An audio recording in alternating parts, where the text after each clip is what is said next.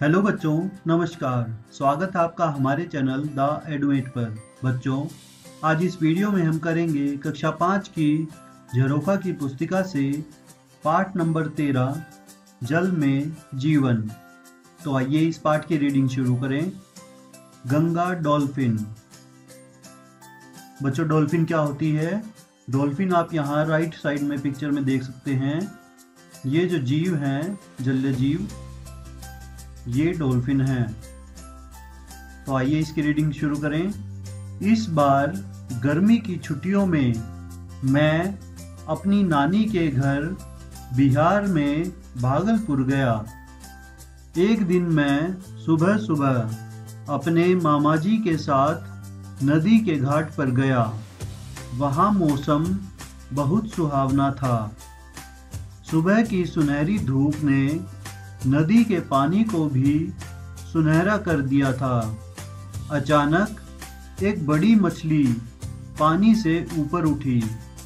मैं दूर खड़ा हैरानी से देखता रहा। तभी एक छोटी मछली भी दिखाई दी। मेरे मामा जी ने बताया कि यह गंगा डॉल्फिन है। मैं सोचने लगा, यह इतना विशाल जीव इस मैले पानी में कैसे देखता होगा। मामा जी ने बताया, स्वच्छ पानी में रहने वाली गंगा डॉल्फिन देख नहीं सकती। इसकी आंखों में लेंस नहीं होता। यह सीटी जैसी आवाज निकालती है, जो किसी वस्तु से टकराकर जब वापस आती है तो उन तरंगों से यह वस्तु या शिकार को पहचान लेती है। तो बच्चों, यहाँ राइट साइड में हमने देखी थी गंगा डॉल्फिन। इनका क्या है, ये देख नहीं सकती, इनकी आंखों में लेंस नहीं होता। तो ये अपने आगे आने वाली वस्तुओं या शिकार को कैसे पहचानती हैं? ये सीटी जैसी आवाज़ निकालती है और उनकी तरंगे, उसकी सीटी की आवाज़ों की जो तरंगे हैं, वो जब वस्तु से आगे टकराती हैं, उन तरंगों से ये वस्तु या शिकार की पहचान करते हैं। आगे है, सोचो और लिखो। जल में और कौन से जीव रहते हैं? तो बच्चों, जैसे हमने यहाँ देखा था जल में डॉल्फिन थी, गंगा डॉल्फिन, तो ऐसे ही और कौन कौन से जीव हैं जो जल में रहते हैं? तो यहाँ आपको उनके नाम लिखने हैं, जैसे कछुआ,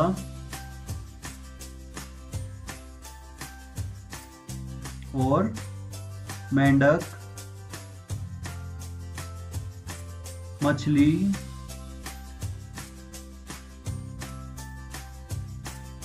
सांप, ऑक्टोपस,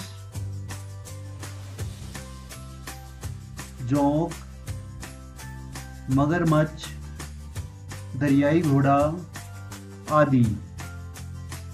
तो इस प्रकार से ये सब जीव जो है वो पानी के जीव हैं जो रहते हैं जल में। आगे है, ऐसा करो, अपने माता पिता या अध्यापक के साथ किसी तालाब या जोड़ के पास जाओ। तालाब के पानी में और आसपास उगे पेड़ पौधों और जीव जंतुओं को देखो। तो बच्चों, ये आप अपने माता पिता के साथ कर सकते हैं। किसी भी तालाब या जोड़ के पास जाएं और वहाँ जो पानी में हैं और जो आसपास उगे पेड़ पौधे जीव जंतु हैं उन्हें देखें। और उन्हें देखकर क्या बताना है, आइए देखें। तुम्हें पानी की सतह पर क्या दिखाई देता है? तो आपको बताना है कि पानी की सतह पर क्या दिखाई देता है। आपको वहां पानी की सतह पर काई दिखाई दे सकती है, काई। अगला, तालाब के आसपास कौन से जीव दिखाई देते हैं? तो बच्चों, तालाब के आसपास आपको बताने हैं कौन कौन से जीव दिखाई देते हैं। उसके आसपास केंचुआ, घोंगा, मछली, मेंढक आदि दिखाई दे सकते हैं आपको। अगला, पानी में किस प्रकार के पौधे दिखाई देते हैं? तो बच्चों, पानी के जो भी पौधे हैं जो आपको दिखें वो यहाँ लिखें, जैसे कमल, जल लिली, काई आदि। आइए आगे देखें। आगे है, देखो और कॉपी में लिखो। चित्रों को देखो और लिखो, क्या सभी जीवों की बनावट एक जैसी है? तो बच्चों यहाँ राइट साइड में आप देख सकते हैं बिच्छू, मगरमच्छ, मछली, मेंढक, झींगा या कछुआ। तो ये सभी जो जीव दिए गए हैं, क्या आपको लगता है कि ये सब इनकी बनावट एक जैसी है? तो बच्चों इनकी बनावट जो है वो एक जैसी नहीं है, तो यहाँ लिखें नहीं। कौन से जीवों के शरीर पर फिन्स यानी पंख हैं? तो यहाँ किस किस के शरीर पर देखें आप फिन्स हैं, पंख हैं? वो है मछली पर, मछली। अगला, किन जीवों का शरीर पतला और लंबा है? तो यहाँ आप देख सकते हैं किन जीवों का शरीर लंबा और पतला है। मगरमच्छ, मछली, झींगा और बिच्छू। इनका शरीर जो है वो पतला और लंबा है। आगे, किन जीवों के हाथ और पैर हैं? तो जिनके हाथ और पैर हैं वो यहाँ लिखें मगरमच्छ, मेंढक और कछुआ। अगला, कौन से जीव पानी में तैर सकते हैं? तो इनमें से कौन से जीव ऐसे हैं जो पानी में तैर सकते हैं? वो हैं मछली, मगरमच्छ, मेंढक, कछुआ, झींगा। आगे, कौन से जीव उड़ सकते हैं? तो बच्चों इनमें से कोई भी जीव ऐसा नहीं है जो उड़ सकता है, तो इसमें लिखें कोई नहीं। आइए आगे पढ़ें। गंगा डॉल्फिन को देखकर मेरे मन में कई सवाल उठे। यह जीव पानी में क्या खाता होगा, कैसे सोता होगा? तो बच्चों कई बार आप भी इन जीवों को देखकर सोचते होंगे कि ये पानी में क्या खाते हैं, कैसे सोते हैं, कैसे रहते हैं। आइए आगे पढ़ते हैं और जानते हैं इन सभी प्रश्नों के उत्तर। सांस लेने की आदत। मामा जी ने बताया गंगा डॉल्फिन का मुंह पतला और लंबा तथा इसके दांत पैने और नुकीले होते हैं। इसके सिर के ऊपर एक छिद्र होता है। यह पानी की सतह पर आकर हमारी तरह हवा में सांस लेती है। अन्य जलीय जीवों की तरह इसके गलफड़े नहीं होते। कई बार मछुआरों के जाल में फंसकर दम घुटने से इसकी मृत्यु हो जाती है। तो बच्चों जो गंगा डॉल्फिन है इसका मुंह पतला और लंबा और इसके दांत कैसे होते हैं, पैने और नुकीले, और इसके सिर के ऊपर एक छिद्र होता है जिसकी वजह से जिसकी मदद से ये सांस लेती है। पानी की सतह पर आकर हमारी तरह हवा में सांस लेती है। और जैसे जलीय जीवों के गलफड़े होते हैं, गंगा डॉल्फिन के गलफड़े नहीं होते। आइए आगे पढ़ें। मछलियां अपना मुंह खोलकर उसमें पानी भर लेती हैं। पानी में घुली ऑक्सीजन को गलफड़ों द्वारा लेकर पानी बाहर निकाल देती हैं। तो बच्चों इस प्रकार से मछलियां सांस लेती हैं। वह अपना मुंह खोलकर उसमें पानी भर लेती हैं और पानी में जो ऑक्सीजन होती है वो गलफड़ों द्वारा लेकर जो पानी रह जाता है उसको बाहर निकाल देती हैं। आइए इससे रिलेटेड अब क्वेश्चन पढ़ें। अब बताओ, पानी में तैरती हुई मछलियां बार बार अपना मुंह क्यों खोलती हैं? तो बच्चों अभी हमने ऊपर पढ़ा था कि मुंह खोलकर उसमें वो पानी भरती हैं, जो पानी में ऑक्सीजन है उसे लेने के लिए। तो यहाँ आप लिख सकते हैं ऑक्सीजन लेने के लिए वो पानी में बार बार अपना मुंह खोलती हैं, ऑक्सीजन के लिए। आगे पाठ में आए जीव जंतुओं के अतिरिक्त और कौन से जीव पानी के अंदर सांस लेते हैं? तो बच्चों इस पाठ में अभी जो हमने ऊपर जीव जंतु देखे थे उनके अलावा और कौन से हैं? अनेकों प्रकार की मछलियां हैं जो पानी के अंदर सांस लेती हैं, जैसे जेलीफिश। आदि। अगला, कौन से जीव पानी की सतह से बाहर आकर सांस लेते हैं? तो अब हमें बताना है कि पानी की सतह से बाहर आकर कौन से जीव लेते हैं, और वो है मगरमच्छ, डॉल्फिन, घड़ियाल आदि। ये जो हैं पानी से बाहर आकर सांस लेते हैं। आइए आगे देखें। आगे है, पता करो गोताखोर पानी के अंदर सांस कैसे लेते हैं। मेंढक तो अपनी नम और चिकनी त्वचा से भी सांस ले लेता है, पर मगरमच्छ, घड़ियाल आदि पानी की सतह पर ही सांस लेते हैं। तो बच्चों, मेंढक जो है वो पानी में भी सांस ले लेता है, लेकिन मगरमच्छ और घड़ियाल जो है वो पानी की सतह पर आकर सांस लेते हैं। आगे है, ऐसा करो, एक पेपर प्लेट लो, इसे चित्र के अनुसार काटो। तो बच्चों, यहाँ आप देख सकते हैं एक पेपर प्लेट जो है वो ली थी सर्कुलर, और उसमें से ऐसे करके यहाँ से हमने ये पार्ट काट दिया, और इस कटे हुए पार्ट को आप इस पिक्चर में देख सकते हैं, यहाँ पीछे लगा दिया गया है। कटे हुए भाग को चित्र के अनुसार चिपकाओ, ये पीछे चिपका दिया। इसमें मनचाहा रंग भरो, और इस पिक्चर में रंग भरें। ये बन गई आपकी मछली। तो सभी बच्चे इस एक्टिविटी को करें, मछली बनाएं। आगे है, किसके कैसे अंडे। यहाँ आप देख सकते हैं कुछ पिक्चर दी गई हैं। पहली जो पिक्चर है वो है कछुए का अंडा और बच्चा। अगले में आप देख पाएंगे मेंढक के अंडे और लार्वा।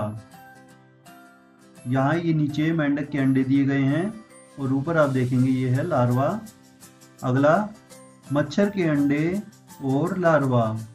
यहाँ नीचे हैं ये मच्छर के अंडे, और ऊपर आप देख पाएंगे ये है इसका लार्वा मच्छर का। मेंढक, मच्छर जैसे जीव पानी की सतह पर अंडे देते हैं। तो मेंढक और मच्छर जो हैं वो पानी की सतह पर अंडे देते हैं। मेंढक अपने अंडे तालाब के किनारे पर देते हैं, जो अक्सर झाड़ियों के तिनकों से चिपक जाते हैं। मेंढक का लार्वा टेडपोल पानी में तैरता है। कछुए और मगरमच्छ पानी से बाहर आकर जमीन में छोटा गड्ढा बनाकर अंडे देते हैं। उन्हें घास फूस से छुपा देते हैं। कुछ दिनों बाद अंडों से बच्चे निकलकर पानी में चले जाते हैं। पहले मैं डॉल्फिन को मछली समझता था, लेकिन अब मुझे पता चला कि डॉल्फिन भी मनुष्य की तरह बच्चे पैदा करती है। यह एक बार में केवल एक बच्चा पैदा करती है। तो बच्चों, यहाँ हमने देखा मेंढक, मगरमच्छ, मच्छर कैसे किस प्रकार से बच्चे देते हैं, अंडे देते हैं, और डॉल्फिन जो है वो अंडे नहीं देती, वो मनुष्य की तरह ही बच्चे पैदा करती है। आगे ऐसा करो, अपने आसपास घर में या छत पर किसी बर्तन या पुरानी चीजों को देखो। क्या इनमें पानी भरा है? क्या इनमें कीड़े दिखाई देते हैं? इन कीड़ों के चित्र दिए गए स्थान पर बनाओ। तो बच्चों, आपने देखा होगा कई बार अगर पानी कई दिनों तक भरा रहता है तो उसमें कीड़े हो जाते हैं। अगर आपने उन्हें देखा है तो आप यहाँ वो कीड़े बनाएं। आइए आगे देखें। आगे है, बरसात के दिनों में खाली घड़ों, पुराने टायरों, कूलर आदि में पानी इकट्ठा होने से उनमें मच्छर पैदा होते हैं। इनसे मलेरिया, डेंगू जैसी बीमारियां हो सकती हैं, इसलिए इनमें पानी इकट्ठा नहीं होने देना चाहिए। तो बच्चों, मलेरिया और डेंगू बड़ी ही खतरनाक बीमारियां हैं, और इसलिए अगर ऐसी किसी चीज़ में पानी है, घड़ों में, पुराने टायरों में या कूलर में, तो उन्हें हमें टाइम टू टाइम साफ कर देना चाहिए, जिसकी वजह से उसमें मच्छर जो है वो पैदा ना हो पाए। आइए आगे देखें। सोचो और लिखो, मच्छर या मेंढक के लार्वा का आकार किससे मिलता जुलता है? बच्चों, जो मच्छर और मेंढक के लार्वा होते हैं वो मछली के जैसे होते हैं, मछली के आकार जैसा। तो यहाँ आप लिख सकते हैं मछली। उसके जो लार्वा हैं वो मछली से मिलते जुलते होते हैं। मच्छर और मेंढक के अलावा और कौन से जलीय जीव अंडे देते हैं? तो बच्चों ऐसे जलीय जीव जो अंडे देते हैं वो हैं कछुआ, मगरमच्छ, घड़ियाल आदि। आगे ऐसा करो, नीचे चित्र के क्रम को देखकर दिए गए खाली स्थान में मेंढक बनाओ।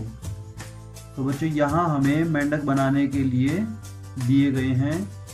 इस प्रकार से आप सभी स्टेप्स को करते हुए इस मेंढक को कंप्लीट करें। आगे है पानी में सैर। मेंढक के पिछले पंजों में झिल्ली होती है। यह अपनी पिछली टांगों से पानी को ढकेलकर आगे बढ़ता है। मछली पूंछ और फिन्स की सहायता से तैरती है। पानी में रहने वाला सांप भी तैरता है। डॉल्फिन के दिमाग का एक भाग सोते समय भी क्रियाशील रहता है। यह सोते समय भी तैर सकती है। बच्चों यहाँ राइट साइड में आप देख सकते हैं पिक्चर में, ये है तैरते हुए जो मेंढक है उस पिक्चर, और नीचे आप देख सकते हैं गोताखोर, किस प्रकार से वो भी पानी में तैर रहा है। पता करो गोताखोर अपने हाथों और पैरों में झिल्लीदार दस्ताने क्यों पहनते हैं? बच्चों वो अपने हाथों और पैरों में झिल्लीदार दस्ताने इसलिए पहनते हैं ताकि वो पानी को सरलता से मेंढक की भांति उसको पानी को धकेल कर आगे बढ़ सके। ये दस्ताने हमें पानी में आगे बढ़ने के लिए मदद करते हैं। आगे नाव चलाने वाले चप्पू का प्रयोग क्यों करते हैं? बच्चों चप्पू का आगे का जो भाग होता है वो चपटा होता है और इसकी सहायता से नाव चलाने वाला जो व्यक्ति है वो एक साथ अधिक मात्रा में पानी को पीछे धकेल कर आगे बढ़ जाता है, तो इसलिए हम उस चप्पू का प्रयोग करते हैं। आइए आगे देखें। आगे है ऐसा करो, अपने पैरों को थोड़ी देर तक पानी में रखो। पैरों की त्वचा में क्या बदलाव हुआ कॉपी में लिखो। बच्चों जब हम अपने पैरों को पानी में रखेंगे तो पैरों की त्वचा जो है वो नम हो जाती है और कुछ सफ़ेद हो जाती है, और कुछ ज़्यादा समय के लिए अगर हम अपने पैरों को पानी में रखेंगे तो वो झुर्रीदार हो जाती है। अगला, अपने पैरों पर तेल लगाओ और इन्हें पानी में रखो। क्या अब भी त्वचा में कोई बदलाव आया? कॉपी में लिखो। बच्चों पैरों में तेल लगाने के बाद वो सब जो बदलाव थे, जो झुर्रीदार हो गए थे या जो कलर चेंज हो गया था, सफ़ेद हो गए थे, वो तेल लगाने के बाद ये बदलाव नहीं होंगे। तो आज के लिए इस पार्ट में बस इतना ही। इस पार्ट का शेष भाग हम अगले वीडियो में करेंगे। इस वीडियो को लाइक करें, शेयर करें और फ्यूचर में ऐसी ही एजुकेशनल वीडियोस के लिए हमारे चैनल को सब्सक्राइब ज़रूर करें। धन्यवाद।